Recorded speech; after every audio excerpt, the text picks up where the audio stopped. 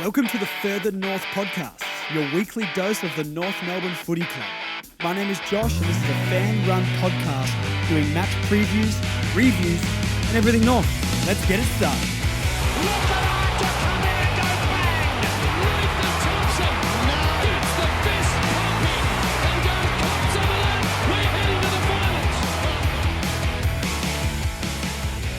Is everybody okay after that?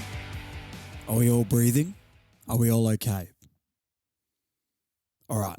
I just wanted to check because it was so hard to watch that last quarter, let alone the whole game. The worst part of it is the hope that they gave, and then even though we knew it would get torn away, it still hurt just as much. Is it an honourable loss or is it not?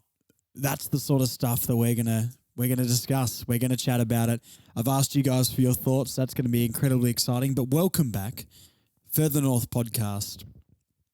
And yeah, a good response.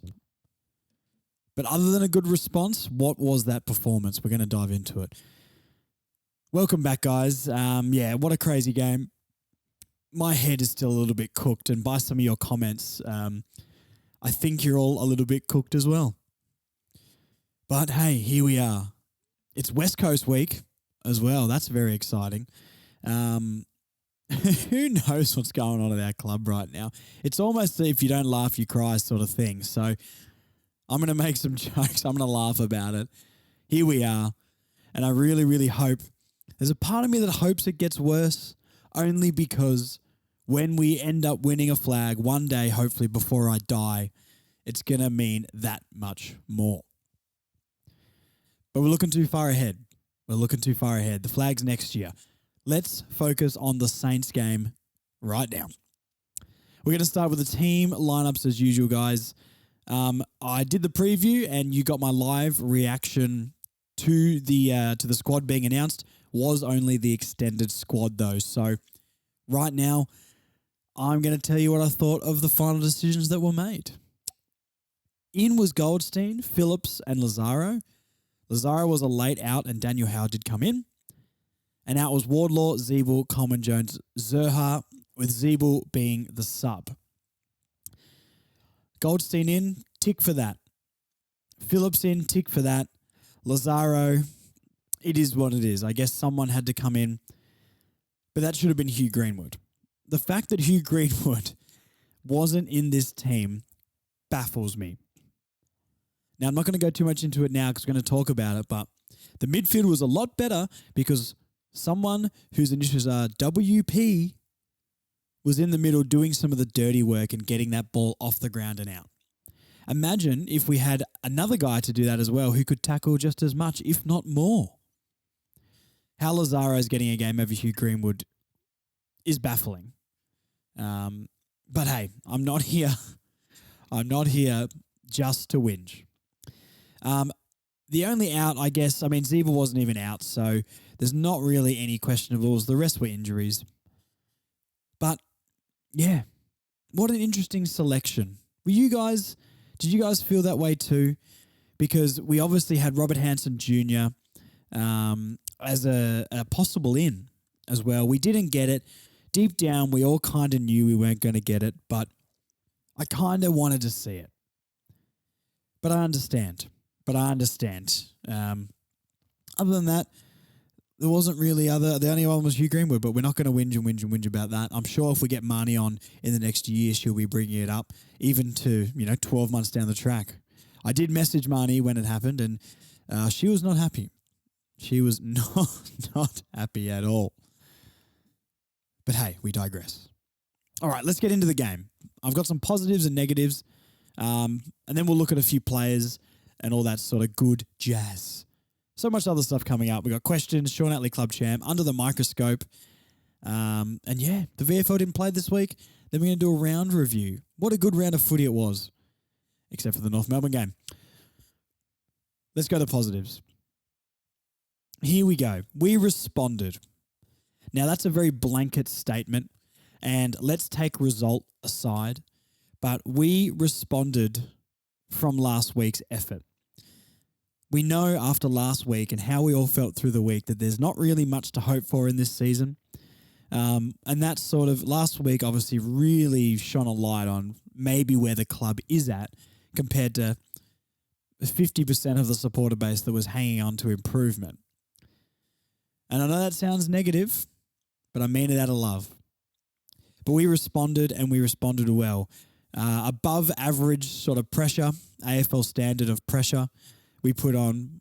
We had 88 tackles, I think. Well, that's another point I've got down here, so we may as well bring that up now.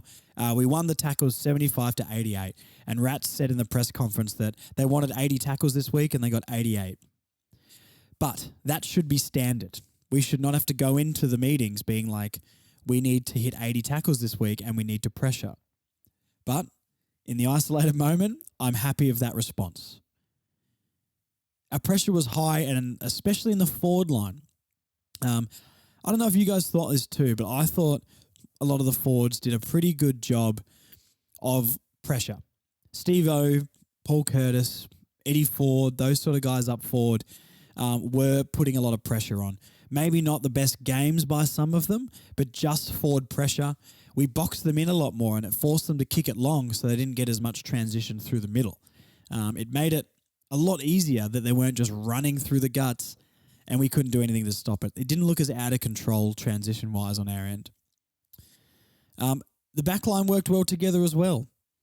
Now, one of the questions we're going to get into after this is, why is Corr better without Griffin Logue? I've got your thoughts on it, but let me give you mine really quickly. Aiden Corr and me have had our beef. He doesn't know this, and he never will, because he's more successful than I'll ever be. But why has he had probably the two best games I've seen him play for North? I know he shut down Buddy once and all that sort of stuff, but it's been a long time. Now, I think we can all agree, especially when we went on that little run with like the Sydney narrow defeat and the Bombers narrow defeat. We played well against the Pies. We didn't have 3 talls in our backline. I think 3 talls is too many, especially in this day and age. Aiden Corr is then forced to play as a medium-sized defender. From what it looks like on the weekend, he looks confident, right? Which was so weird. But there was a lot more possession. There was a lot more transition from him. He was stepping players. He was impacting contests. Every time the ball came towards his opponent, he looked aggressive at the ball. Did him and Griff get in the way? Maybe. Because he doesn't have the ability, and neither does Griffin Logue, to play on a smaller player. I'd probably trust Griffin Logue more because I think he's more athletic. But, you know, what is really the cause of this? And all I can get it down to is there's more space. He knows he's got to go. Mackay's worrying about the goal square and sort of intercepting. But we've got a guy in a contest now who knows if the ball's near him, he needs to go. Whether before he was waiting for Griff to do it, waiting for the ball to come to ground for some reason, and then once it hits the ground, he can't make an impact. I don't know. Now, do I think Aiden Corr have I changed my mind on Aiden Corr? I think that's what I'm trying to say. No. But I'm happy that he's playing well, and I like seeing him play well. So I'm going to say well done to Aiden Corr, especially that game. Last game against Hawks was okay. But this is what we need from you every week, sir. Every single week. So hopefully the coaching staff know now you can't play all those guys. If it was just Logan Corr next year, Logan Corr next year, if Mackay goes, would that be okay? No. No, we need that interceptor. Maybe Logue could be that, but I think he's a little bit undersized. Buckets is 2 meters tall. So that's for Clarko to work out in the off-season. But hey, well done to Corr on a better game. But that's the standard you need to set. That should be what you do every week. All right. The whole team linked up and had support runners. This was the thing I couldn't believe while I was watching it. I couldn't get down to the game this week because I'd already organised. We actually went go-karting with some friends. I've got a wood-fired pizza oven. There's like 12 of us here, and we fired up the oven. It was great. I wasn't too upset to miss it as well after the week before. But while I was cooking, the pizza oven's right near where the TV is. I can see it from outside anyway. And watching our players run together and link up with handball, kicking the ball forward and there's a player leading and hitting them on the chest was wild. Was it perfect throughout the game? No. But just having the players there, look how much easier it was to transition through the midfield, unlike last week. That was a massive positive for me. I was genuinely watching it and being like, I can't believe what my eyes are seeing. That does say the sort of state the club is in when I can't believe what my eyes are seeing being the bare minimum of AFL standard. But hey, you got to take the wins when they come. Goldstein plus Xerri. Let's have a chat about that. So, once again, me and Tristan Xerri have had our beef. He does not know this, and I don't think he ever will. But Goldstein showed how superior of a ruckman he is. Was that Xerri's best game he's played since coming back into the team? Yes, it was. Yes, it was. But I think Goldstein went in there and just showed Xerri that's the standard you've got to get to once again. This is the standard. Do players know the standards? Have they been able to play? Has Tristan Xerri ever played in the game where he's won? I don't know. Does he know what it takes to be a great ruckman? You've got Goldstein there. And now they're playing in the same game. Goldstein just did what he needed to do. So, better game from Xerri. Still didn't really impact in a contest. He did kick a goal while he was up forward. But I reckon play them together for the rest of the year and let Tristan Xerri watch Goldstein and go, do that, please. LDU back to his best. 12 clearances, 9 inside 50s, 33 touches. They're fantastic stats. He won 12 clearances. That's probably as much as we've won in the last 2 weeks. So well done, LDU. Just watching that guy run away from a contest so quick is so exciting, isn't it? I can't even imagine when him and Wardlaw are both firing. Like that's gonna be terrifying. So fantastic job. The only negative I've got to say about LDU is there was 10 turnovers. But I'd rather you get a turnover taking the game on and trying to do something than being cautious and turning it over anyway, which is what we do. So well done, Luke. Taron was class as well, and he wasn't soft. 78% in the forward half as well. That's what I want to see. The last couple of weeks playing off half back, he just looks lost back there. That's not where he needs to play. Sheasel, Goda, they can transition it off the back line. This guy needs to be centre line or forward. Look what he can do when he's in the forward half. 78% in the forward half of the ground for the game. 3 goals, 7 tackles, and 24 pressure acts, which is fantastic. 7 tackles from Taron Thomas was awesome, especially after last week where I think he was quite soft and didn't impose any physicality on the game. So 7 tackles is great. 24 pressure acts, that's what he needs to be doing every week. Will we get it every week? I don't know. I don't think so until we get more experience and confidence. But we're only talking about this game, so fantastic job. Well played. We won the centre clearances. This is massive. In the last 2 weeks of football, so the Hawks and the Cats, those 2 games, we won 10 centre clearances for those 2 games. That is abysmal. So to win the centre clearances this game, once again, an awesome response. Fantastic response. And our last point, won the tackle count, but I already talked about that. All right, individual players. Sheasel again. Just class, isn't he? I don't think he had a crazy... he didn't break lines or have a crazy impact, but it's that composure around the half-back line and midfield where he can just rack up touches and he's always clean with the ball. So another high possession game. I think it was like 27 touches from memory. I didn't write that one down, but really well done, Harry Sheasel. Look, we know Ashcroft's ACL went boom on the weekend. Do feel sorry for him because he's a good young player. Sheasel hopefully is taking out the rising star now. He should have anyway, to be honest with you, and that's not just my bias talking. Sheasel doing what Sheasel does in this team is a lot more impressive than Ashcroft getting plugged into a Brownlow premiership level midfield. But sad for Will, and Sheasel hopefully now can wrap up the award he so deserves. But watch the AFL throw it to some random player we've never heard of. Jackson Archer. Let's talk about Jackson Archer. The fact an Archer is on the field means that we will be better. The way that guy competes is fantastic. Now, I think Luke McDonald has been better in the last 2 weeks. I know Luke McDonald is like an Aiden Corr, Tristan Xerri for me to some people, and I understand that. So I'm not saying he was good. I thought he was all right, though, to be honest. I don't think he made all the errors like he does when he's in the back pocket tagging someone. Jackson Archer being able to tag someone in the back line, spoil the ball, put on pressure, taking that mark in the last quarter. That's the sort of stuff he does, and that's allowing McDonald to play up a little bit higher. McDonald's been better with his disposal in the last couple of weeks. I don't have the stats in front of me, but just from the old eye test, he still barrels that ball out if he has to, but he's hitting more targets. So I don't think we blame McDonald for anything this week. Hopefully we can get out of that mindset, but he's been better, and I think it's all to do with Jackson Archer. So I'm so happy Jacko's in the team. I love him. Literally considering now getting 34 on my back. But, hey. Sorry, George. I did say I'd get George Wardlaw's number. Nick Larkey only got 5 touches or something like that of the ball, but kicked 3 goals.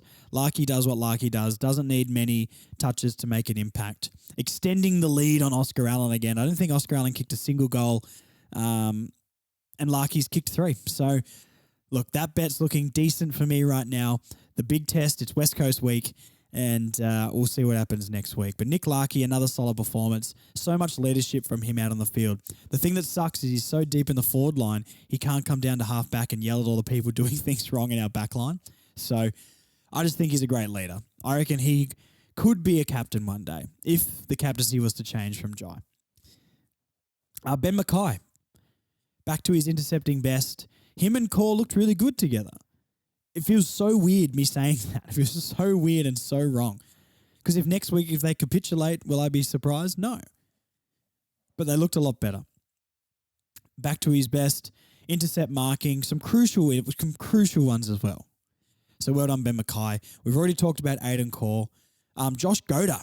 Good intercepts. Fantastic intercepting around the ground. Dropping into those little pockets and intercepting. I think his link-up of half-back has allowed Taron Thomas to push forward, and I think he unlocks him a lot more. And yeah, I think he's held down his spot since he's come back in. So I really like seeing Josh Goda play. That's really nice to see. And Will Phillips is the last one I'll chat on. I think he had 11 tackles. He just goes to work in that midfield as well.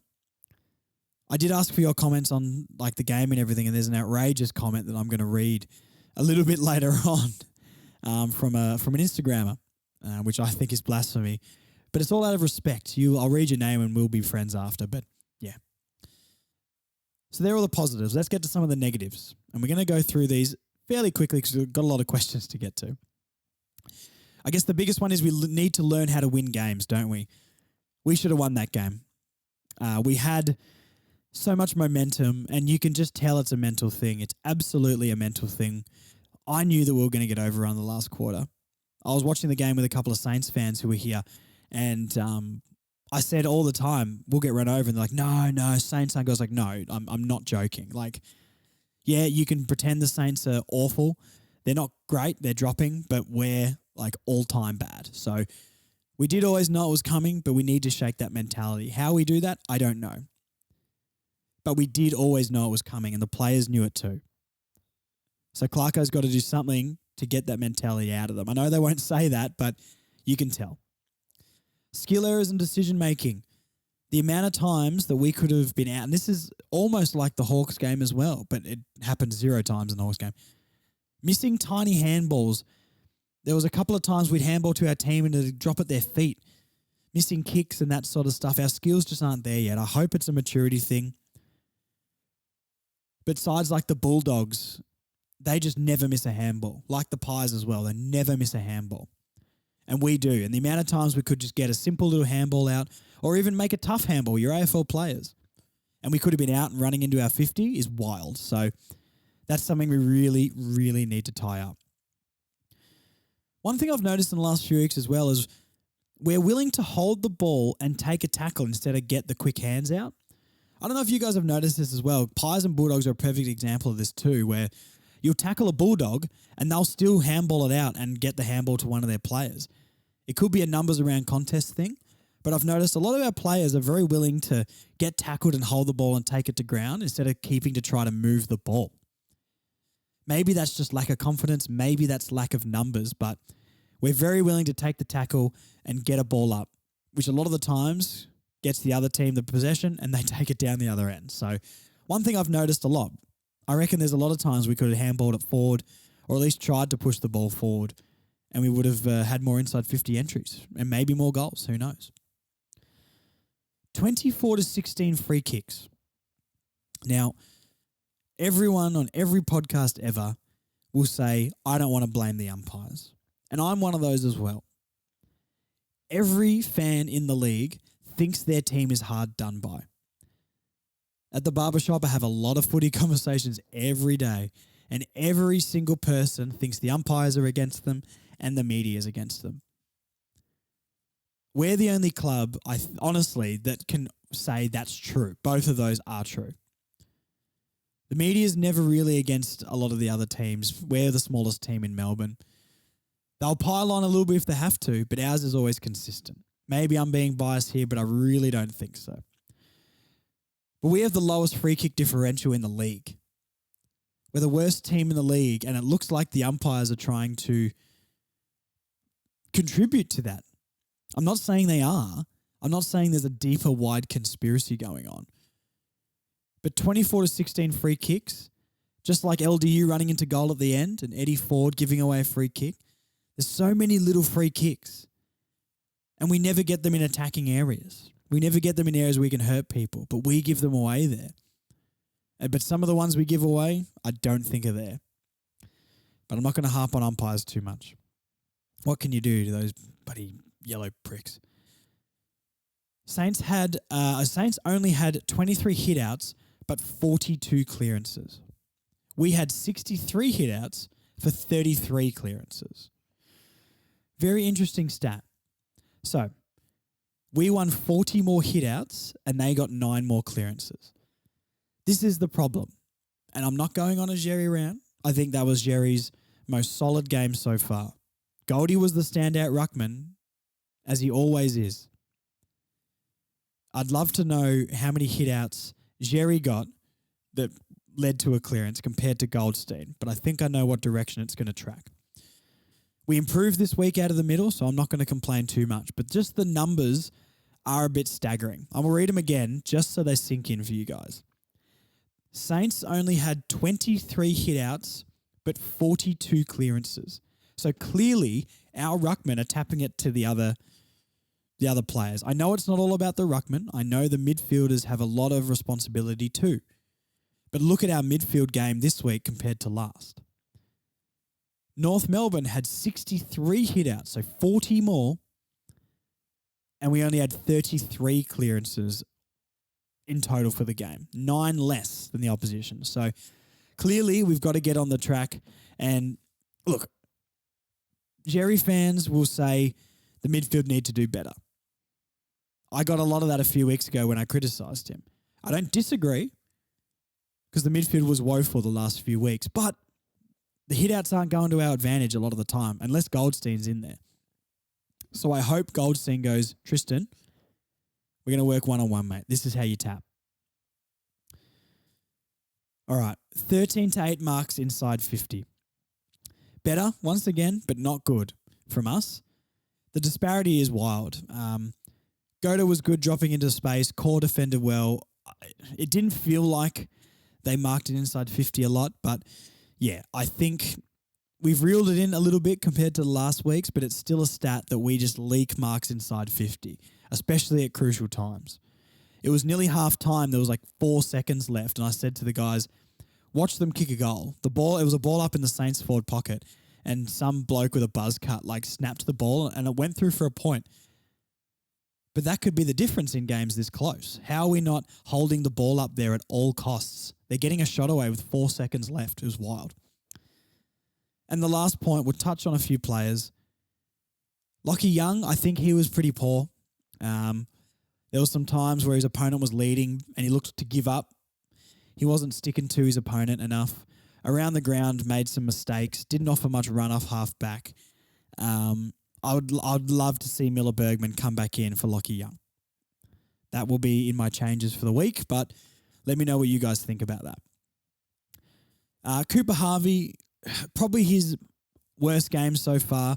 Didn't really make an impact anywhere. Not many touches. Didn't bother the scoreboard. Maybe a sub. I don't want to drop him. I want him to stay in this team and work his way up because he has performed well in the first couple of games, but he's finding his feet at AFL level. Hopefully next game he can come back and make a little bit more of an impact. I don't blame him. His first year in football, had a down game, but these are the ones you got to bounce back from. Jaden Stevenson, his pressure's always great, and this is something that I'll die on this hill. If you go to the games and you watch this guy run and chase, he will be there. Does he always make the most impact? No. Has he had a good season? Yep, absolutely he has.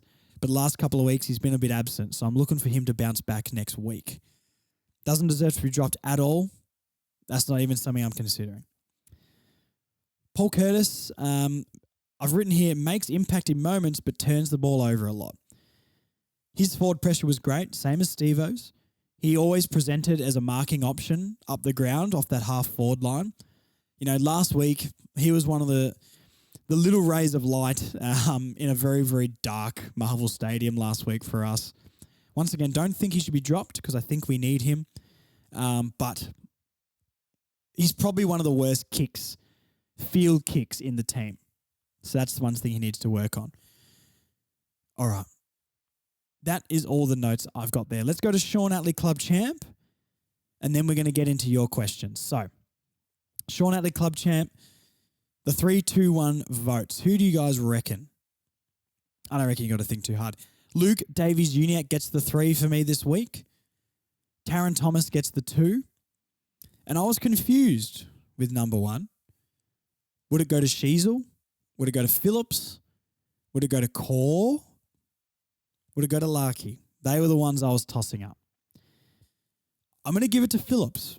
I'm going to give it to Will Phillips. I think he unlocked our midfield. I think his presence in there, he loves a ground ball. He's turning into like a ground ball guy, like a Cunnington Light. It's really weird, but I love it.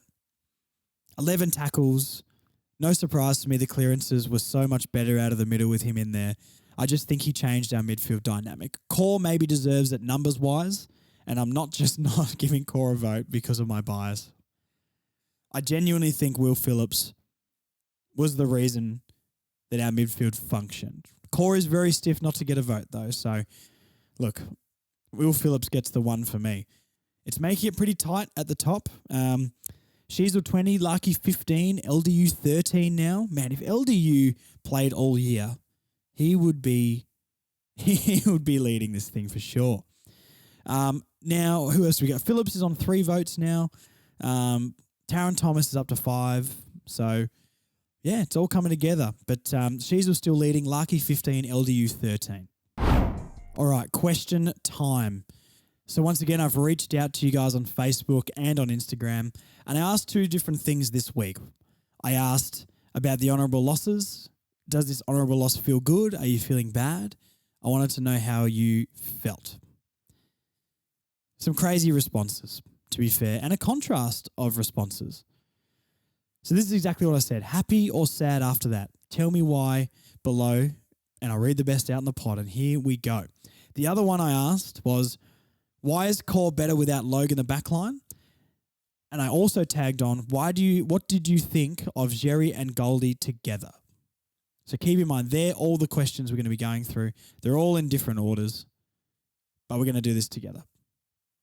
Let's go to Facebook first. Harley Harbour says, too many Chiefs currently in our backline. We only need one boss. I think the combo was good. It makes me wonder if we had this combo, would we have got smoked in the previous games? Now, Harley, I don't exactly know.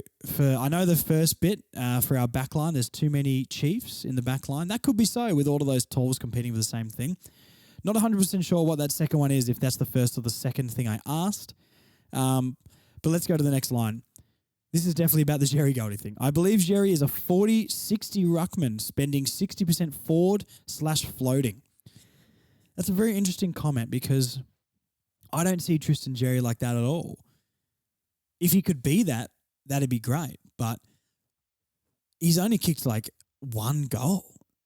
Has he kicked another goal in AFL? I'm sure he has somewhere, but I don't see him as an effective forward. He's an awful contested mark for a 2-meter guy. So I'd say I would rather Coleman Jones be doing that. I know Coleman Jones was out of form, but he's shown to be a much more effective forward. But hey, look, maybe you're onto something, my friend. He says, the real question is, what do we do next year with our ruck situation? Well, this is something that I've been harping on about for a long time. We need to go and get another ruckman. Doesn't mean Xerri is not going to make it, and doesn't mean Goldie's got to go. But Goldie next year is not going to be playing many games. Definitely give him a year contract. Make him our ruck coach. I don't care. But we need to go and get a different style ruckman in the off-season. We need someone who's athletic, can run all day, and can use the ball at ground level. I would love Coleman Jones to be that, but yeah, TBA on that one. He's my guy and I'm sticking by him, but you know what I mean. Brad Jamison. I don't think Corr playing better has a whole lot to do with no Griff. 2 weeks is a small sample size, and he hasn't had too much up against any properly big tall forwards. My favourite part of the game was has been his willingness to bite off tougher kicks from the back 50. Yeah, I agree like that. He always plays as like he's like a tall guy in a small guy's body, which most of our backline is either too scared or not talented enough to do effectively. Yeah, I can't disagree with that. He does actually have a good kick on him. That's the one thing I've always said about Aiden Corr. He's got a good kick. Too bad he's a key defender and that's not his role. To the second question, Xerri is still shocking and the worst mark I've ever seen for his size. Xerri being shocking, look, I know it's going to hurt some people out there. Wouldn't say shocking, but unproven and not good enough yet. But I agree, he's not a good mark for his size at all. Goldie was well and truly more effective, and he shouldn't play next week against a small West Coast side. Yeah, I think the Xerri and Goldie thing worked okay. I don't think I'd mind playing them both, but Goldie's absolutely got to play. If anyone's getting dropped, it's got to be Xerri from that. Jonathan Moffat. I was waiting for the North Melbourne close to a flag boys to post, babe, wake up. Xerri just clunked a mark in gold. X still has so much to learn and a hell of a lot of room to improve. Yeah, hopefully he gets to that too, but we'll see. Today was better, but him and Goldie are poles apart. I agree with that. As far as Corr goes, I'm always nervous when he's got the ball in hand. Better today, but as you say, the bar has been set pretty low. Yeah, that is true. I mean, look, his kicking ability is good, like we've said, but ball in hand, I know he stepped someone, but Aiden Corr a week ago probably gets tackled. The bar has been set low, but it's up to him to raise that bar. Richie White, well, I think he has got better as he's gone on. Let's read this and see which one this is about. Just can't fumble in important times in the game. He is hard of the ball. Look what he did to Hill. Aiden Corr. This is about Aiden Corr. If you go in half-hearted, you get hurt, just like Hill. Yeah, no, that is fair. He laid a solid hit on Hill. I think he got cleared. I don't think he got reported or anything for that. I think it was fair as far as I know. So, I mean, if we've got no Corr next week, I can't believe I'm saying this, but, well, Callan Dawson's probably not going to play anyway. They'll probably play Jack Siebel as a key defender. Michael Negri. The X versus Goldie discussion is mute. It's like comparing LDU to Cunnington in the early days. He's played 20-odd games versus 300. I thought X was good. Look at the stats. They were about the same. I actually like both of them in the side for the rest of the season. Neither is able to do the whole game alone yet. Goldie had twice as many CBA than X, though. X is our future and is pretty close right now. I don't fully agree with you. I know what you're trying to say. I understand it's different to compare a 300 gamer to a 20 gamer, but I can only, give my opinion on what he's doing right now. I've always said I want Tristan Xerri to be good, but he hasn't had a game for me where I've gone, okay, there you go. That's what he can do. And that's why I'm not on board yet. X being our future, once again, very, very TBA on that. I do think, like I said before, we need to go and get another ruckman, but if he does turn out that way, I'll be happy as well. So I'm not a Xerri hater. I just don't think he's done anything to show that he's going to be that guy. But he was better on the weekend, and maybe he takes another step next week. Justin Smith. It's hard to tell the issue with the midfield and centre clearances. The midfield mix has been changed as well as the ruck. Is the lack of clearances due to a lack of fitness in the ruck or the fact we didn't have our genuine inside mids playing? Bringing both Phillips and Goldie back in the same game makes it hard to tell if the issue was with the ruck or the mids. Phillips came back and had 11 tackles and the most centre bounce attendances, so that may have had a fair say to us being better at centre clearances. Yeah, I think Goldie and Phillips coming back in is a massive reason why we won clearances. Goldie is still so good. And once again, 1-year deal, give it to him now. Phillips does the dirty work that no one was there to do. Greenwood and Phillips are the two guys that can come into this team and do something in the middle when the ball's on the ground. They're the two that are going to get the ball out to LDUs, to Tarrans, to all that sort of stuff. So that was the reason we were better. I know X hasn't played heaps, but I don't know. He needs to show something soon, otherwise we'll lose these games that we could potentially win. A couple of rapid-fire ones here as well. Liam Lambert, I just want to win a game of footy already. I feel that. Marcus Gatt, sad. No honourable losses. I'm crying. Also me, Marcus. Matthew Hagaliasis, crying, pain, too much pain. No more losses, please. I'm scared for next week. Matthew, I am also scared for next week. There is a 80% chance that the only Big Ant is coming on for the preview pod this week. For those who don't know, Big Ant is my co-worker, a mad West Coast Eagles fan, and the man I have a bet with that Oscar Allen and Nick Larkey would kick more goals than Oscar Allen. So that'll be a bit of banter for you guys. Not 100% confirmed, trying to get him on. He's a busy man. Stephen James, they've forgotten how to win, and that's solely on the senior players. This is one I wanted to talk about. I kind of think Stephen is right. It is on the senior players. And not just seniors like Goldie and Jack Siebel. I think it's your Zerhas, your Larkies, your Mackay's. Mackay's body language never looks great out there. I think Larky's fine. I think Larky wants to will the troops. But I think these guys have been around losing for so long that I don't think they know how to win either. And that's not really their fault. But them being our players in their primes need to learn how to do that. I don't blame any 18-year-old for coming into this team and being the reason we lost. Those guys have to step up in big moments. Do we have them all out in the park firing right now? No, but that's where Hugh Greenwood comes in. Maybe he lays more tackles that don't get the clearances. That's where a Griffin Logue will come in and all that sort of stuff. Jason Elliott, I'm actually not too unhappy. A little sad they didn't get the win. I honestly believe we need McKay to stay. He played well. LDU is an absolute gun. He's got a photo with him in LDU. That's so nice. I agree. McKay needs to stay. I just don't think he will. But then it begs the question, Mackay, Corr, Logue, what goes on there? Because clearly I think Logue and Mackay are really good together. But Corr's had a couple of good games. I'd rather have selection issues, but I don't want to play all three next year. But Mackay is the best defender out of all of those guys. So I would love him to stay too, mate, but I can't see it. Jared Lane, LDU showing glimpses of being back to his best. Xerri still needs to improve himself. Stevenson had little impact and TT was a class above today. Hope he stays. Hope he grows. Yeah, this is the reason I put this in. Agree with all of those. Taron Thomas, hoping he stays. Is Taron Thomas out of contract next year? I thought he maybe had a bit longer. Anyway, I think Taron Thomas owes a bit to North Melbourne. Is he the guy that's going to repay loyalty? That's up in the air. But he owes this club at least another few years of his service or at least a couple of year contract because, yeah, we've stuck by him. We've given him a chance when other clubs would have booted him out the door, and he definitely owes North a little bit. That's just my take. Graham King, I'm still concerned about the last quarter fade-outs, unable to hold on to a hard-earned lead at three-quarter time. Ruck is still a concern once Goldie retires, still looking for the second big forward option. If we do get draft concessions, take key position options. 100%.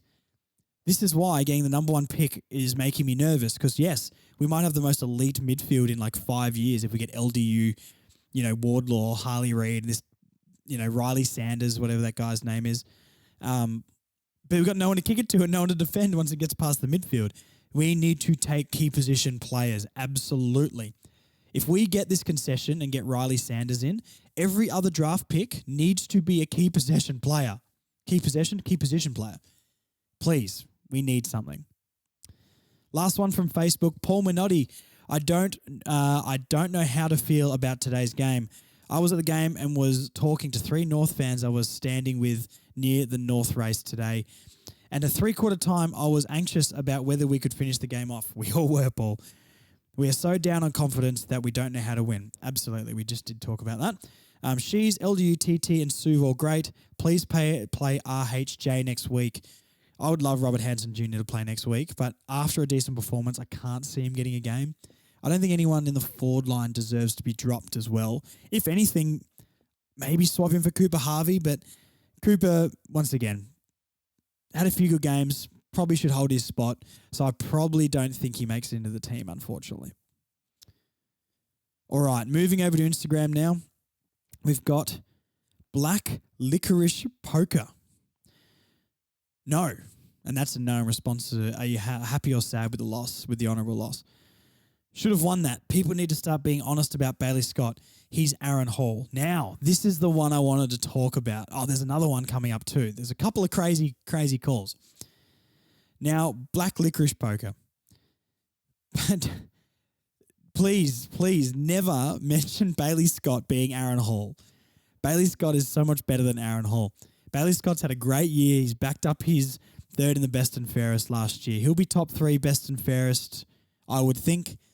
He's put together 2 months worth of great footy, and I think he was arguably one of the best on the ground in those 3 games we lost out of the bye. So this is an outrageous call. Thank you for listening to the podcast, and I'm happy you commented, and this is all out of love, but that is an absolutely outrageous call. Bailey Scott is not Aaron Hall. Bailey Scott did turn a few over on the weekend, and I think that was one of his weaker games. If you mean Bailey Scott was Aaron Hall in that game as an isolation, maybe I understand. But other than that, no, sir. Joseph_Baines27. This is another one. I'm kind of happy. If I'm being honest, I think Will Phillips is a bust. Joseph.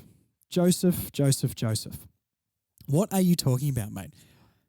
He was the reason our midfield clicked on the weekend. 11 tackles, most centre bounce attendances. This guy drags that ball out of the middle and feeds it to the people we need to. Once again, Joseph, you sound like a great person. Thank you so much for listening and commenting on all the stuff. Go North, and this is all out of love as well, but that is an outrageous thing to say. That is an outrageous thing to say. Please open those eyes and watch what Will Phillips does. When go and watch the replay of that game and just watch Will Phillips. Maybe not the most possessions, not saying he got 40 touches or anything, but it's the little things he does to get that ball to our players. Him and Goldie were the reason our midfield clicked. Reese.Delaney87, no. But I tell you what, how many games have LDU Phillips, Powell, Simpkin started together in the guts? This is a good point. It'll be interesting to see the midfield dynamic next year after a whole preseason as well. Thinking about it now, LDU, Phillips and Wardlaw would probably be my preferred starting midfield. I think they're going to be my ones. I think Simpkin, it's time to find a different position. I like Simpkin in the midfield. He's a good midfielder. But maybe a half forward on the wing, perhaps. Could he be a little bit of class off half back? I'd start to experiment with Simpkin. He's going to get plenty of midfield time going forward, and I don't want him out of the midfield. I'm not saying don't play him, but I don't think he's in our best 3 in the midfield, which is wild to say at the start of this year, because it was LDU, Simpkin, Cunnington was everybody's midfield 3. Dave.I.M. Yes, he is happy with it. Never seen, it's good to get different perspectives. You can see so many people are not happy and there's a bunch of people that are as well. Yes, never seen the lads tackle that hard and playing hard. They really wanted it. Some bad ump calls, awful umpiring calls. We already know that. Look, I'm half and half with your comment here. Yeah, I was happy with the response, But I wasn't happy with the fade out, even though we did know it was coming. But good to see some positivity. Max_Beatty23. Max, thank you for commenting. A regular around here, like always, and did get to say hello to him at Bay 29 against the Hawks. Sorry you had to witness the Hawks game, Max. We all died together. No, it was a great effort, but again, we just can't hang on. We simply don't know how to win. A more true statement has not been said, mate. Will we be able to win next week? Maybe. I'll believe it when I see it.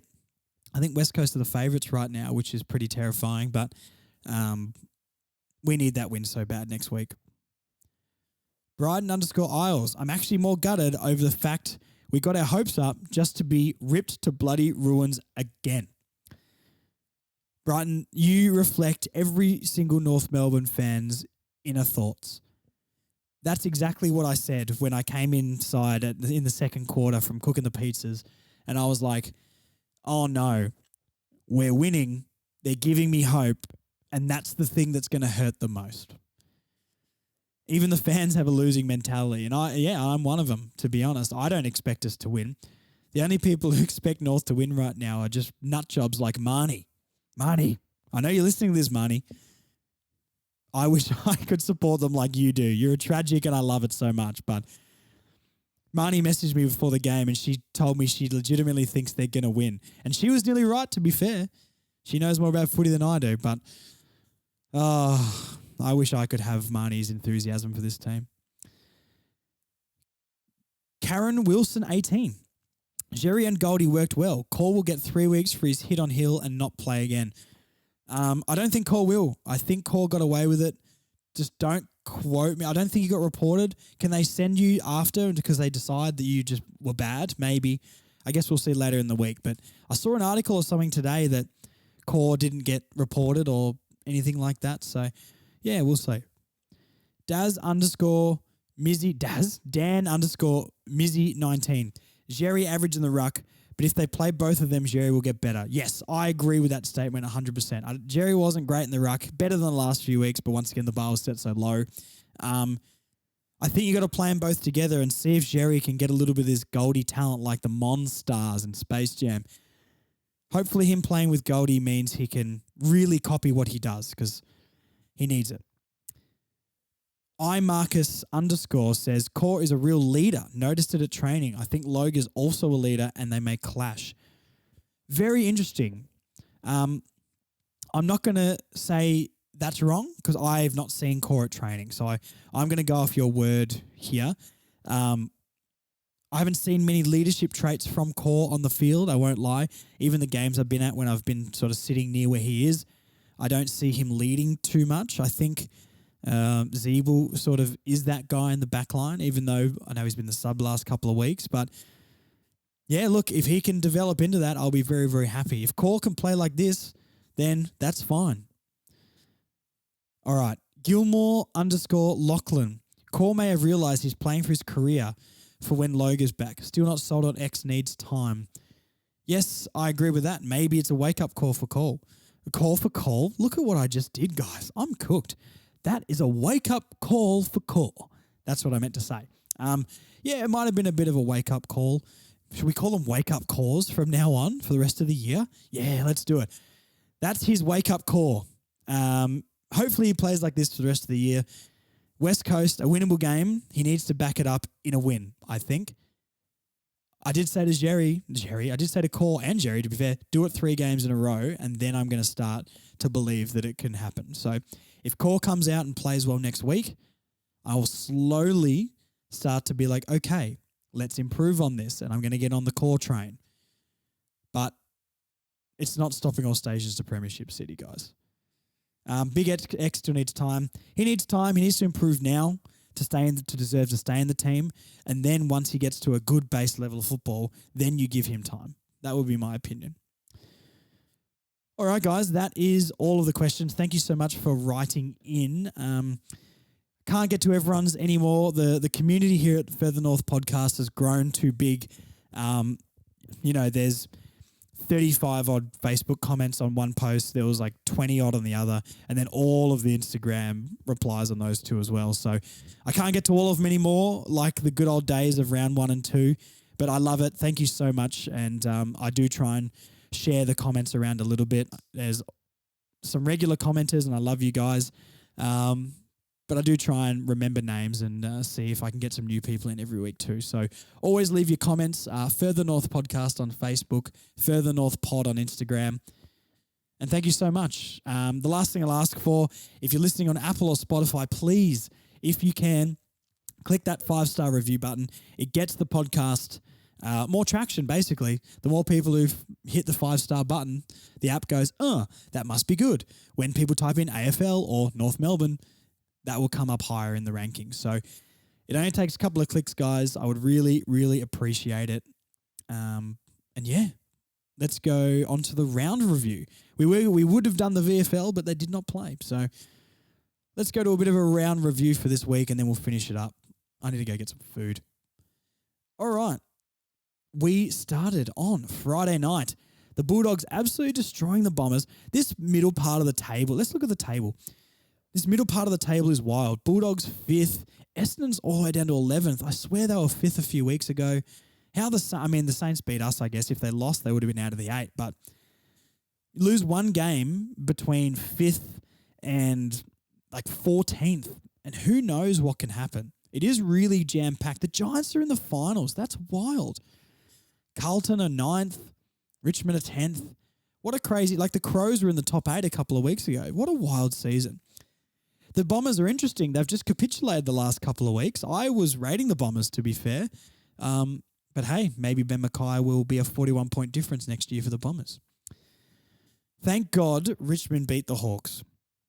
I guess this shows Hawthorn are better. Maybe means last week doesn't hurt as much, but that's a lie. It hurt a lot. What a great game of football. I mean, good job by Hawthorn. I wish we could do things like that. But yeah, Richmond getting the 1-point win. I think it was wet on the day. I can't remember. But yeah, what a crazy game that was. We haven't played Richmond yet this year as well, and we're doubling up on teams already, which is so strange. I wonder why we always play Richmond so late in the year. West Coast and Carlton, 71 points. Carlton absolutely destroyed them. Curnow kicks 10. Oscar Allen kicks none. It's a West Coast performance, isn't it? The problem now is that we've had a close loss against the Saints, and the Eagles have had another stomping loss. So that puts pressure on us to go out and beat the Eagles next week. But anyway, I'll check the betting after this. Brisbane Geelong. I tipped Brisbane, guys. I'm claiming this one, even though they've always let me down in the past. Brisbane at the Gabba, very, very good. So Brisbane get it done over the Cats. A bit of a grubby game. Swans being the Dockers. Didn't really care about that one. The big game, Collingwood, Port Adelaide. Thank God Collingwood won. I could not have stood to hear all the Port fans yapping about their team. I don't like yous. You know I don't like yous. But I respect yous. You know, good on the power, except for one individual on that team.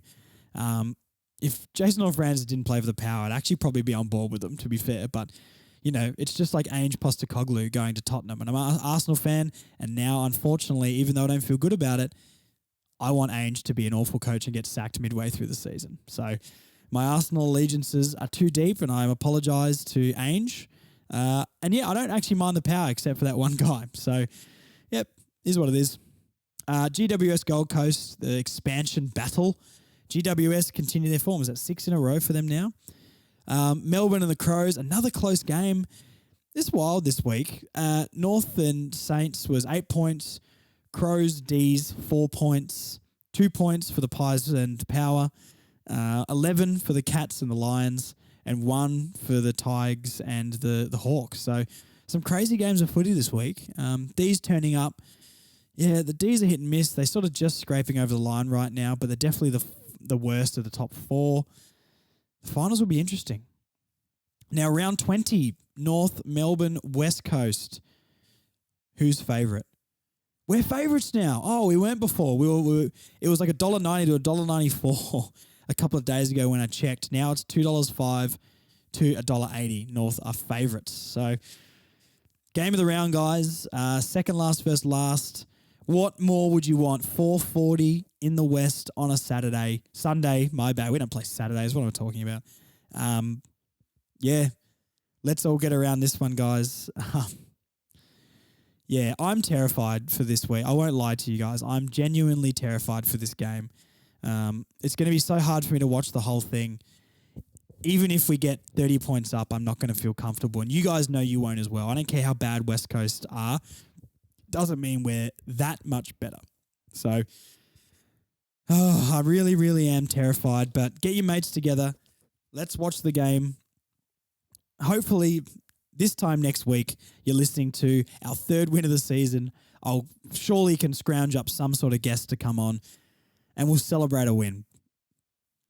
Thank you for listening to the Further North podcast this week, guys. Cheers. Thank you for writing in. I don't know. It's been such a tough season, and to do this every week, the only reason I'm really doing that is because you guys comment and love it so much. And I get messages every week of you guys saying you love the pod. And I don't know, it just makes me happy. So I never thought anyone would care about me talking about North Melbourne, the team I've followed my whole life. I didn't know anyone would ever want to listen to me whinge and rant. And I love getting you guys involved with the questions and the Bay 29 sort of stuff. Thanks to North Melbourne Close to a Flag for getting me involved in all of that as well. It's so fun going down there and meeting everybody. Before I start to cry and tear up. Thank you, guys. Hopefully Big Ant is on the preview pod. That's going to be full of banter, so please tune into that one.